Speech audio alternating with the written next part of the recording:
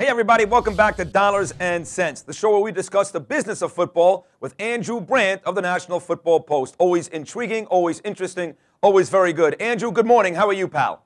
Good morning, Sid. Doing well, thank you. Good to speak with you as always. Now, let's start off with Kansas City Chief wide receiver Dwayne Bowe. Recently joined the list of players suspended for allegedly using a banned diuretic. Bowe was in the doghouse back in training camp. Now, as a former executive, put yourself in Scott Pioli's shoes and tell me how you feel about Dwayne Bowe and whether Kansas City did the right thing here. Well, in terms of being suspended by the league, that's part of the NFL steroid suspensions, and it's not a team suspension, it's a league suspension. And so this is the same curious thing going on here with Joselio Hansen a week ago with the Eagles. What we have in the NFL now is this Starkeps case sort of putting a cloud over all these suspensions, where, let's review, Pat Williams, Kevin Williams of the Vikings, and Charles Grant and Will Smith of the Saints, two of the better teams in the NFL right now, two of their better players on defense on each team, are allowed to play, having tested positive for a diuretic last year. Joselio Hansen of the Eagles tested positive sometime in January, and we think before the season maybe Dwayne Bowe tested positive, both for diuretics as well, yet they are suspended. Of course, the league, the union, the teams are not going to speculate or not going to comment on what the difference is between these players and the Williamses and Grant and Smith. We can only guess that the diuretic taken by Hansen, taken by Bowe, was somehow different, and the league had some authority to suspend them. It looks like both Hansen and Bowe are taking their suspensions without appeal, or the appeals process has been exhausted.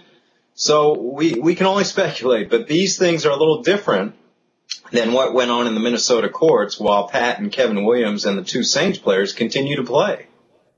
All right, Andrew, Jon Gruden just signed an extension with ESPN to stick around on Monday Night Football. You can't tell me he wouldn't rip it up right now if a coaching job came along. Here's my thought. Either some other network maybe was making a push, so maybe ESPN wanted to lock him up just in case he stays in TV. Maybe he can still leave if the right coaching job came along. What do you hear about Jon Gruden and ESPN?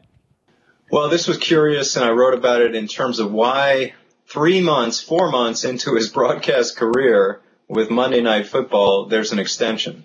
And tells me either, like you said, a couple things. One, the original contract, if there even was one, may have been fluid, shall we say, where he could step out at any time. Also, maybe ESPN got something for this. In other words, if he had a wanderlust, if he had an itchy trigger to go to a team and coach, maybe there's some kind of buyout involved in there where the contract ups the stakes for ESPN. There could also be some kind of lock-solid agreement that he won't coach in 2010 and is free in 2011. But, again, to consider this as Gruden's closed the book on coaching is not true. In fact, he had an interview right after that saying he still misses coaching. So I'm not sure what happened in this negotiation, but if ESPN thinks the speculation is going to stop, they have another thing coming, and maybe they got something in that extension that protects them if Gruden leaves.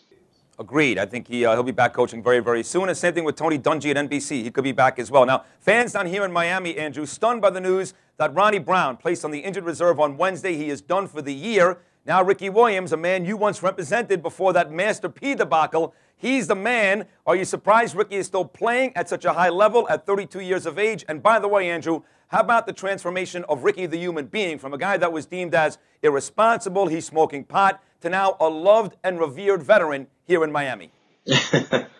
Well, you're looking at the first agent for Ricky Williams.